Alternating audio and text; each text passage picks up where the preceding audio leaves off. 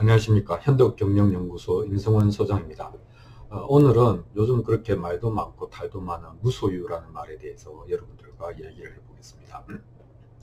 무소유를 정말 쉽게 말할 수 있는 이야기는 아니죠. 왜냐하면 현대사회가 소유를 기반으로 이루어져 있지 않습니까?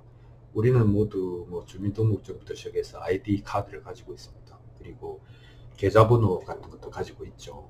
그리고 또 집이라든지 이런 등기, 자동차 이런 거는 등기 권리증을 가지고 있지 않습니까? 그러니까 이것은 어떤 거냐면 누가 무엇을 가졌는가에 대한 소유 관계를 특정하는 그런 시스템 위에서 우리가 살아가는 것이죠. 산속에 있는 자연인이라 하더라도 이걸 피할 수는 없는 거예요. 그러니까 유소유에 기반한 사회에서 무소유를 이야기하는 것은 무리죠. 아주 무리죠. 그러면 말을 하는 사람이나 이 말을 알아듣는 사람이나 말을 잘하고 잘 알아들어야 오해가 없다, 문제가 안 생긴다, 이렇게 이야기할 수 있겠습니다. 그래서 오늘은 무소유라고 하는 말을 쉽게 할 수 없는 이유, 무소유가 어떤 뜻이고 진짜 중요한 게 뭐고 불교에서는 무소유를 어떤 식으로 바라보고 있는지, 이런 것들에 대해서 여러분들과 얘기를 나누는 시간을 가져보도록 하겠습니다.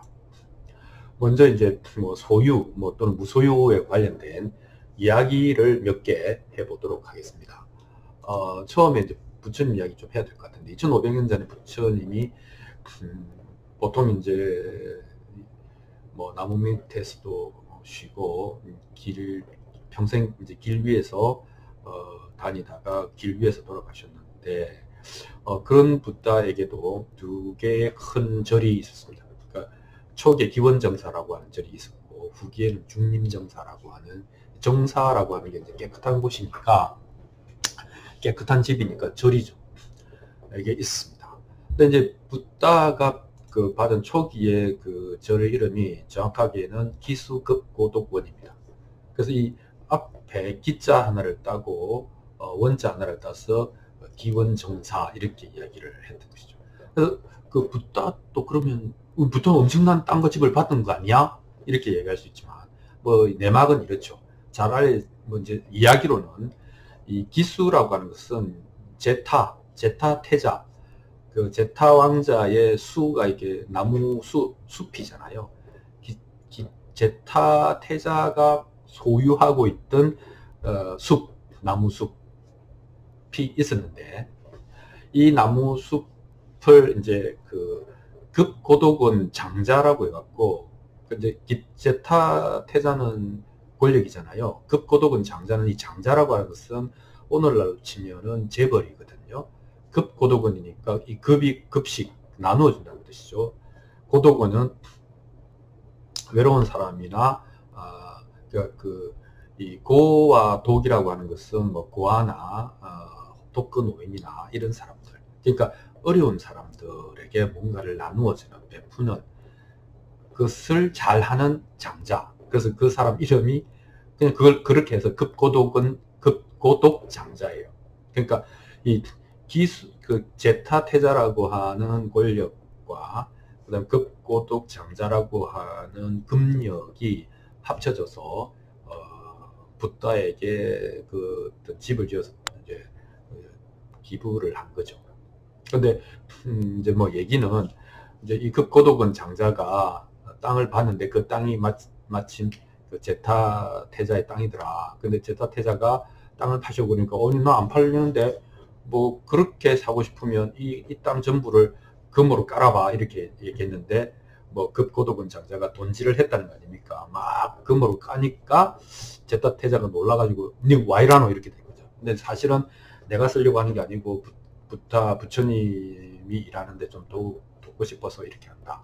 그렇게 하니까 이제 그 뜻에 공감한 제타 태자가 이제 그러면 같이 하자, 이렇게 해서 이제 아마 태자가 땅을 기부하고 급고독은 장자가 집을 지었겠죠. 그렇게 해서 기타 태자의 땅에 지은 급고독 장자의 집이라는 의미에서 기원 정사라고 이제 이름을 붙여서, 부다는 초기에는 여기서 많은 설법을 합니다. 또 여기서 우리가 이제 사회학적으로 알 수 있는 것은 결국 붓다에게도 스폰이 있었는데 그 스폰은 그 브라만 계급, 그러니까 사제 계급이 아니고 그때 당시에 한참 이제 국력을 키우고 또 이제 장사를 하고 사업을 벌려서 힘을 키워가던 그 샤트리아 계급, 그리고 상인 계급, 이런 사람들이 대단히 붓다를 후원을 많이 했다는 것이죠. 이유가 뭐냐면 이 사람들은 열망을 가지고 노력을 해서 성취를 하고 이런 것들인데, 붓다도 사실은 정신적인 차원에서는 인간의 그 노력을 통해서 인간은 완전한 깨달음에 이룰 수 있다는 얘기를 했거든요. 그러니까 통하는 게 있는 거죠. 그게 다 역사적으로 이런 사람들이 붓다의 강력한 후원자가 됩니다. 문제는 붓다가 이 기원 정사를 기부받았지만 오늘처럼 등기를 한 것도 아니고요. 그죠? 그리고 붓다가 여기서 무슨 집세를 받은 것도 아니고 누구에게 물려준 것도 아니고 아들이 라울라 있었는데 라울라가 아버지 나한테 무슨 유산을 물려주세요 그러니까 유산을 줄게, 전만 머리 깎여라 그래갖고 출가시켜 버렸잖아요. 그러니까 붓다가 기원정사를 받았다라고 하는 것은 오늘날 우리 소유 개념은 아니라는 겁니다. 그냥 줘서 잘 썼다는 거죠.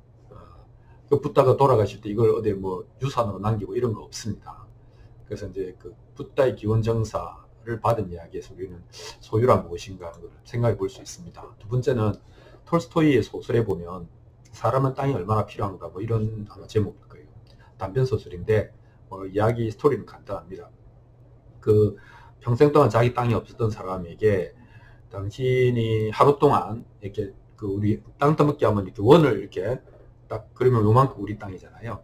그래서 당신이 하루 해가 떨어지기 전에 이렇게 원을 이렇게 만들어내면 그 다 네 땅이다 이렇게 된 거죠. 그래서 그 이 사람이 얼마나 기쁩니까? 그렇게 해서 열심히 달려가 가지고, 그런데 이제 돌아와야 되잖아요. 이렇게 원이 완성돼야 자기 땅이 되니까. 근데 이제 더 가는 거지. 욕심. 더 가서 어떻게 됩니까? 이제는 돌아오지 않을 수 없습니다. 돌아오는데 이제 너무 멀잖아요. 막 뛰어온 거죠. 다 와가서 그냥 죽었다. 너무 힘들어서 이렇게 되는 거죠. 근데 이제 죽고 나니까 그 사람에게는 땅이 얼마 필요한 게 아니잖아요. 한두 평이면 되는 거 아닙니까? 관은 더 작은 거죠. 그래서 톨스토이의 그 소설에도 보면 인간과 소유라고 하는 문제는 정말 그 되게 어려운 그런 이제 화두죠. 예. 그래서 이 소유 문제는 그렇게 간단한 얘기가 아니다. 그 다음에 심리학에서는 당연히 이제 뭐 우리가 소유라고 하면 현대에서는 돈이니까 돈하고 행복하고 상관이 있을 거다. 그래서 상관관계를 연구를 해봤더니 뭐 미국에서는 한 뭐 $10,000 정도, 한국에서는 원래 한 450만 원 정도면 까지는 요만큼 더 벌면 요만큼 더 행복해지더라. 올바른 정의 상관관계가 있더라 이거죠. 그런데 이게 월 450만 원 소득을 넘어가니까 별로 그렇게 상관관계가 이런 식으로 있지는 않더라. 좀 다르게 나타나더라 이겁니다. 그래서 이제 그 물어봅니다. 왜 이런 현상이 일어나는 거냐?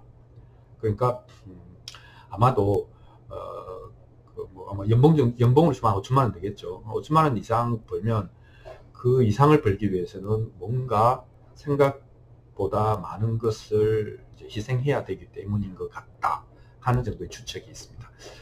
저도 이제 처음에 들었을 때 연봉 5천만 원이면 행복하는데 족하다고 좀 이상하더라고요. 너무 약소한 거 아닌가. 여러분 어떻게 생각하십니까? 여기서 말하는 것은 더 이상을 벌려면 뭔가 내가 희생해야 될 게 있다 하는 것과 관계 있는 말이다 하는 얘기를 드리고 싶습니다. 그러니까 돈은 필요하지만 어느 단계에서는 짐이 될 수도 있는 건데, 우리는 이제 원하는 건 뭡니까? 제발 돈이 짐이 되어 봤으면 좋겠다. 그런 맛을 한번 봤으면 좋겠다. 이런 거잖아요. 이해하고요. 어쨌든 이제 그 소유라고 하는 것은 이제 많은 생각을 하게 합니다. 네 번째는 이제 서양에서, 유럽에서 민주주의라고 이야기하지만 사실은 민주주의 투쟁이라고 하는 것은 결국은 재산권을 지키기가 투쟁이거든요. 그 세금 이런 거잖아요. 근데 이제 서양에서는 그래서 개인의 생명권과 재산권을 다르게 보지 않습니다. 재산권은 곧 생명권이다. 생명권의 연장선상에서 재산권을 보는 거죠. 그러니까 동양에서는 돈을 또 뭐 재산이나 물질 이런 거를 좀 천하게 보지 않습니까? 근데 서양은 그런 거 얄짤없습니다. 그냥 재산권은 곧 생명권이다. 것이다 이렇게 보는 거죠. 동양하고 그런 점에서 좀 다른데, 그러니까 우리가 이제 무소유를 이야기할 때에 이거는 그러면 생명을 내놓으라는 얘기인가? 뭐 이런 얘기하고도 상관이 있을 수 있기 때문에 이건 역시 간단한 이야기가 아니다 하는 것이죠. 자, 그래서 우리는 이제 그러면 뭐 무소유가 뭐야? 뭐 여기 뭐 무슨 음미해 볼 만한 뜻이 있는 거야? 이렇게 얘기할 수 있는데 생각보다 그렇게 간단하지 않습니다. 무소유의 첫 번째 뜻은 그냥 우리가 아는 거는 뭐 없다잖아요. 가진 게 없다. 오케이. 무소유, 가진 것이 없다. 그런데 만약에 무소유로 살아라. 그러면 현대사회에서 이게 말이 됩니까? 미친 거죠. 뭐라고 해야 되나. 하여튼 정상적인 생각이 아닌 거죠. 그러니까 그런 의미에서 가진 것 없이 살아라. 라고 하는 것은 뭐 좀 난감한, 말이 안 되는 소리입니다. 그래서 이제 무소유란 무엇인가 라고 하는 조금 더 의미를 추구해 찾아볼 수밖에 없는 거죠. 그래서 무소유를 한번 찾아보겠습니다. 첫 번째 무소유의 의미는 사실은 이제 안일비자를 쓰는 거죠. 갖고 있는 게 없다라는 거죠. 소유하지 않고 있다. 가진 게 없다. 거죠. 가진 것이 없다. 이건 상태죠. 그럼 앞으로는 어떻게 할 건데? 앞으로도 가지지 않겠다라고 하는 것은 불소유입니다. 그러니까 가지지 않겠다. 이건 의지죠. 그래서 단순히 가진 게 없다는 것은 그냥 가난한 것일 수도 있지 않습니까? 내가 생각은 간절한데 내가 뭐 능력도 없고 뭐 물려받은 것도 없이 산다. 그럼 그 비소유. 그런데 그게 아니고 내가 주체적이고 자발적으로 안 가지겠다. 그 불소유. 그러니까 무소유도 뜯어보면 이제 다른 것이죠. 그래서 이제 우리가 보통 무소유를 권할 때는 이제 가지지 마라. 가지려고 하지 마라. 욕심내지 마라. 이렇게 하는 불소유에 더 가깝다 하는 것을 생각할 수 있습니다. 근데 이제 인도 말에 소유라는 말이 따로 없고 인도 말로 가지다, 영어로 have에 해당하는 말은 이제 뭐가 있는데 그게 내 가까이 있다는 뜻이거든요. 그 가지다라는 말이 있는 게 아니고 소유한다는 말이 어떤 얘기인가 하면 내 가까이에 있다. 항상 내 가까이에 있다. 내 옆에 항상 있다. 이런 뜻이죠. 그게 내 갖고 있다. 이런 뜻이죠. 그러니까 그 소유, 우리가 생각하는 소유하고는 인도인들이 생각했던 가지고 있다, 소유한다라고 하는 생각은 좀 달랐던 것 같습니다. 법적인 의미의 소유라고 하는 우리는 잘 알죠. 아까 등기권리증 같은 얘기. 내가 소유했다면 첫 번째 난 이걸 사용할 수 있다. 배타적으로.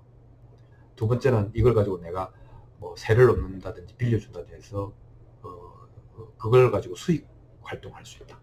세 번째는 내가 누구한테 팔든가 물려주거나 정리하거나 해서 처분할 수 있다. 어떻게? 배타적으로. 나만이 가질 수 있는 거죠. 그래서 법적인 의미로는 우리가 사용하고 수익하고 처분할 수 있다. 이렇게 되는 것이죠. 그래서 우리가 이제 소유하지 마라 라고 했을 때에 다양한 스펙트럼 안에는 내가 뭐 등기부상의 내 건 아니지만 내가 언제든지 사용할 권리가 있다. 배타적으로. 그러면 사실은 가지고 있는 거죠. 예, 그렇게 볼 수 있겠습니다. 무소유는 뭐 뭘 가지지 말란 거냐, 대상을 가지고도 나눠볼 수 있습니다. 이게 이제 우리가 물질을 가지지 말란 거냐, 정신적으로 가지지 않는다는 게 말이 돼?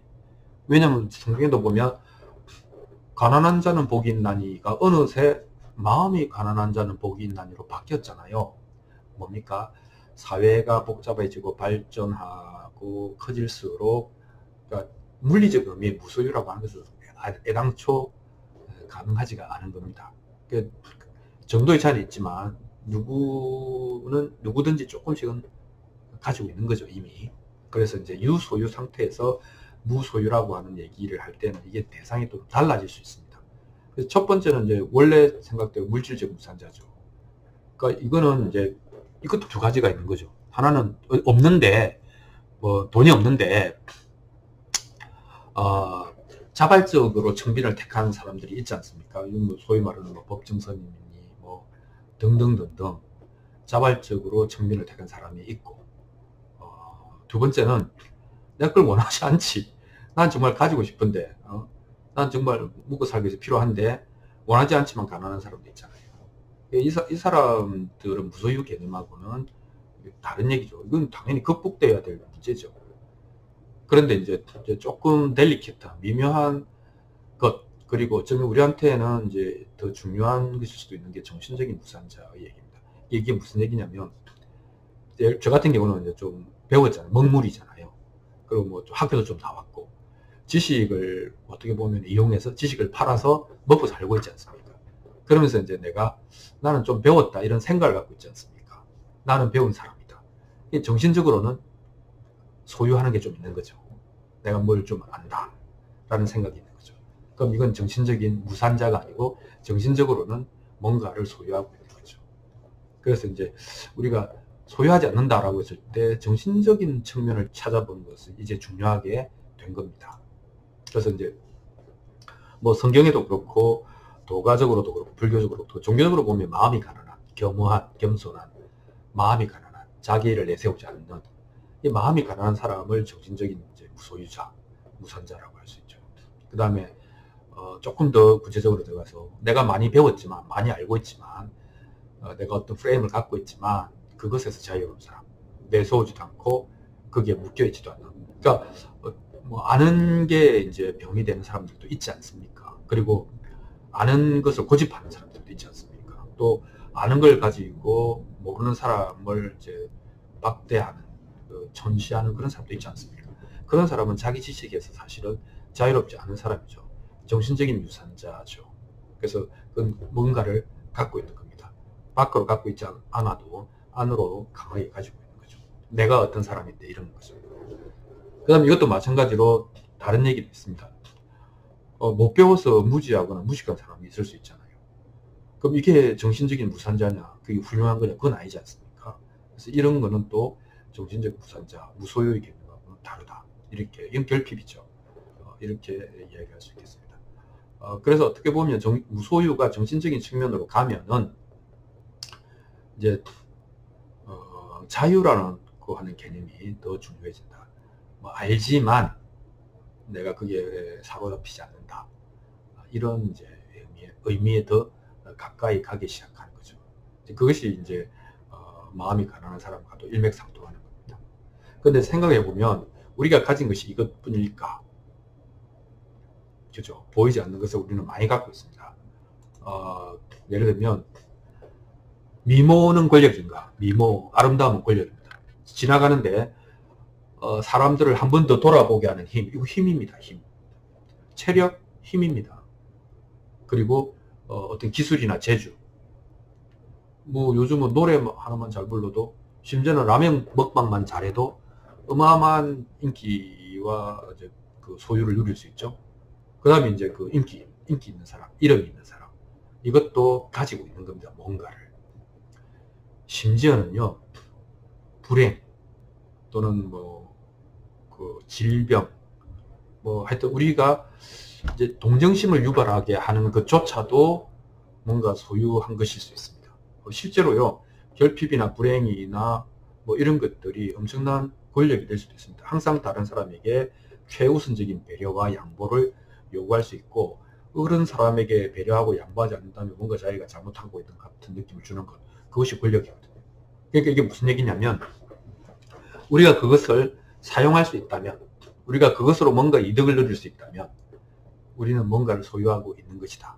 그러니까 무소유에서 소유의 그 대상은 생각보다 넓다. 단순히 돈 문제만은 아닐지도 모르겠다 하는 것이 점점 더 명확해지는 것이죠. 그리고 우리가 돈 때문에 고통을 받지만 실제로는 자기 이미지라든지 내가 가진 또한 다른 것들이 영향을 받고 있을 때 내가 고통을 받기 때문에 소유라고 하는 것에 대한 정확한 이해는 필요하다 하는 게 되겠습니다. 자, 그렇다면 소유 문제에 있어서 진짜 중요한 게 뭐냐? 가지지 마라 이거는 심지어는 뭐 종교인도 어렵다는 거 아닙니까? 그죠? 생활인인 우리가 마음 공부를 할 때 소유와 관련해서 중요한 게 뭐냐? 그 딱 두 가지밖에 없습니다. 그 이상을 이야기하는 것은 제가 봐서는 현실적이지도 않고 뭐 다른 의도가 있는 것 같은데, 중요한 건 이거죠.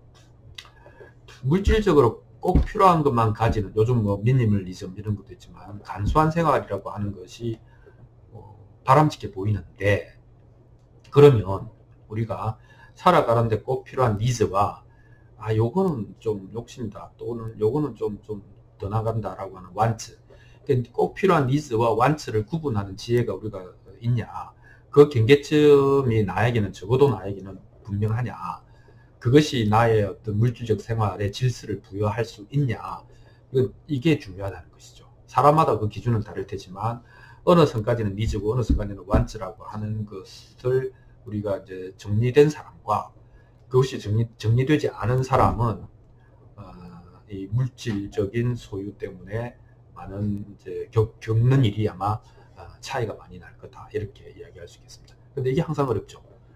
우리가 이제 목구멍이 포도청이다, 먹고 살기 위해서 어쩔 수 없다라고 하지만 먹고 살기 위한 기본 수준이 어디까지인가 하는 것은 사람마다 다 다르니까, 그래서 자기만의 기준을 설정할 필요가 있고, 그런 기준이 없으면 많이 흔들릴 수 있다 하는 것이죠. 그리고 이제 두 번째는 이것보다 조금 더 미묘하고 그렇게 되면 더 어려울 수도 있는데, 이런 겁니다. 우리는 아까 이야기한 것처럼 돈뿐만 아니라 사실은 그것 말고도 가진 게 많습니다. 내가 어느 학교를 나왔는데, 내가 어디 출신인데, 부터 시작해서 내가 무슨 집안인데, 내가 갖고 있는 지식, 내가 갖고 있는 가치 체계나, 내가 이건 옳고 이건 그러다라고 하는 어떤 판단의 프레임이나, 또 이제 나는 이런 사람이 앞으로 이런 사람이 되겠다라고 하는 자아 이미지나, 이런 내적으로 갖고 있는 것들이 사실 많은데, 우리한테 괴로움을 주는 것은 밥을 굶어서가 아니라 이런 것들에 훼손이 되었을 때 내가 정신적으로 심리적으로 많이 상하잖아요. 그러니까 정신적으로 뭔가를 간소하게 하는 것이 어쩌면 더 중요할 수도 있겠다, 이 물질의 세계에서, 이런 생각을 하게 되는데, 이건 진짜 어렵거든요. 왜냐하면 이게 보통 이런 게 이제 이것만은, 딴 건 다 내줘도 이것만은 내가 내줄 수 없다라고 하는 자기의 스타일이나 정체성과 관련된 것이라고 믿고 있기 때문에 굉장히 어렵거든요. 근데 이 어려운 것을 해내야 마음이 가난한 사람이잖아요. 이제 소성불교 쪽에 이제 압권이라고 할 수 있는 이런 게 있습니다.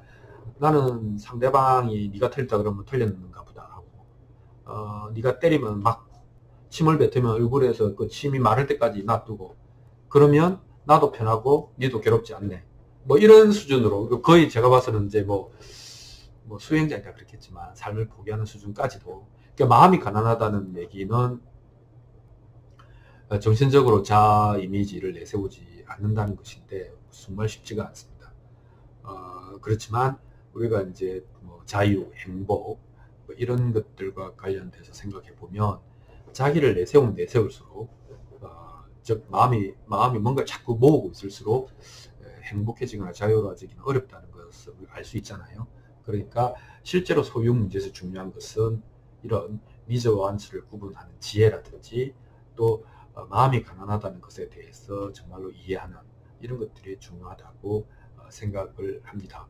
그래서 이제 세상에서 어떤 리더들 또는 정신적인 지도자들이 무소유에 관한 얘기를 할 때 당연히 이런 거겠죠. 그게 아니고 진짜 무소유 이런 얘기는 헛소리죠, 헛소리. 근데 그것보다 이런 것들이 훨씬 중요하다는 얘기는 나의 행복과 자유에 너무나 필요한, 꼭 해야 될 일인 것입니다, 이런 것은. 자, 무소유에 대한 불교적인 입장은 이제 이렇게 정리될 수 있습니다.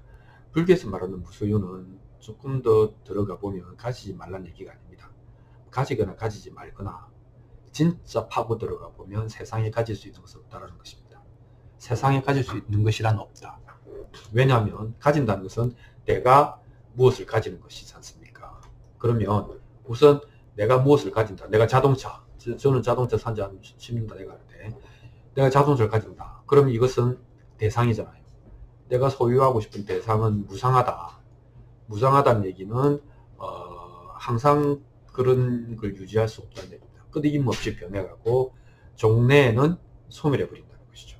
그럼 또 이런 생각할 수도 있죠. 새 거 사면 되지. 물론 그렇습니다.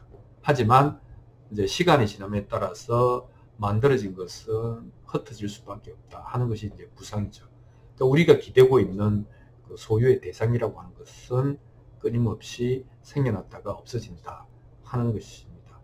그래서 가질 수 없다는 거고요. 두 번째는 가지는 주체인 나도 무하다.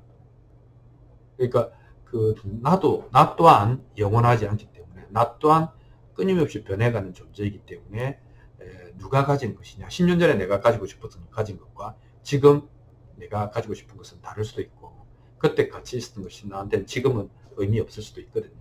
그래서 주체도 무하고 대상도 무상하기 때문에 실제로 우리가 가진다라고 하는 것은 어쩌면 잘못된 생각, 망상일 수도 있다 하는 것입니다. 그리고 이것은 이렇게 이 결론을 외워라 이렇게 해서 되는 게 아니고, 본인이 그 대상의 무상함과 나라고 하는 주체의 무아임을 뼈저리게 느끼고 깨달아야 이제 자연스럽게 아 그렇구나 이렇게 되는 것이죠. 결론을 내놓고 이걸 외워서 실천하라 라고 말하는 것은 아닙니다. 이제 이것의 그럼 결론은 뭐냐면, 그러니까 여기서 어떤 얘기를 할 수 있는가 하면, 그렇기 때문에 우리는 이제 이건 느낄 텐데, 소유하는 것이 우리를 소유하잖아요. 그죠? 그리고 자동차도 관리해야 되고, 집도 관리해야 되고, 내 계좌도 관리해야 되고, 그죠? 뭐 주식을 투자하고 있으면 관리해야 되잖아요.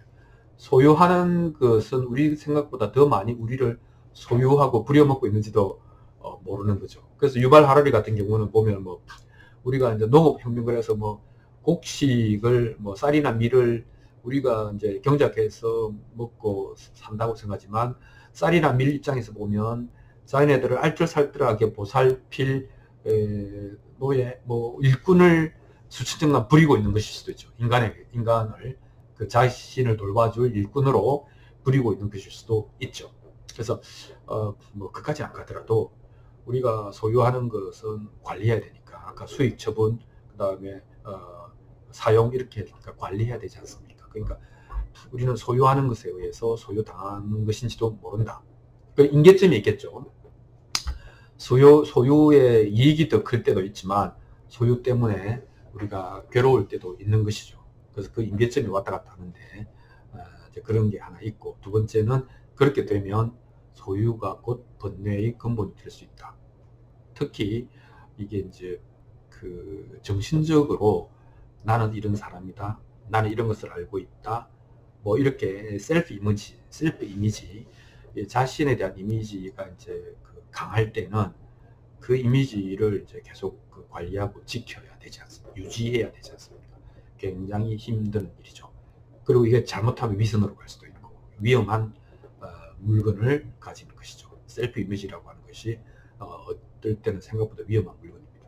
그래서 우리가 이제 무소유에 관한 불교적인 해석은 저는 이것이라고 생각을 합니다. 그래서 좀 결론이 뭐냐, 불교에서 권하는 게 뭐냐, 위대한 포기를 해라. 포기라고 하는 것은 이제 그 정확하게 이해되었기 때문에 그것의 필요성, 또 그 필요하기 때문에 집착하는 것이 저절로 떨어져 나가는 것이죠.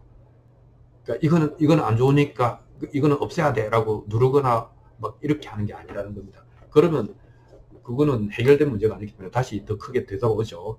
우리는 이제 그걸 많이 경험합니다. 그 얘기가 아니고 우리가 이제 가질 수 없다라고 하는 것, 무상과 무아를 절실하게 느끼면 가질 수 없다는 것을 알고, 가진 것 자체가 번뇌의 근본이라는 것을 알고, 더군다나 셀프 이미지 같은 미묘한 것일수록 더욱 그렇다라고 하는 것을 사무치게 알아버렸기 때문에 그것들에 대한 집착이 떨어져 나가는 상태, 그걸 위대한 포기라고 하는 것이죠. 그리고 이 위대한 포기는 물질적이라기보다는 이제 자아 이미지, 그걸 이제 상이라고 하는데 이미지죠. 그래서 이제 나는 이런 사람이다, 또는 이런 사람이 되겠다라고 하는 그 세속적 의미의 셀프 이미지라고 하는 것이 어떻게 보면은 거꾸로 번뇌의 근본이 될 수 있다 하는 것을 절실히 깨달아서 그런 이미지 없이 살아가는 것, 그것이 자유와 행복이 아닌가 하는 얘기를 이제 불교는 차분히 설득하고 있는 것이죠. 그래서 무소유와 위대한 포기를 연결시켜서 불교에서는 이야기를 하고 있습니다. 오늘은 무소유에 관하여 이야기를 해보고 해보았는데, 그러니까 현대사회에서 무소유라는 말은 저는 적당한 말은 아니다 라는 생각을 해봅니다. 여기까지 하겠습니다. 고맙습니다.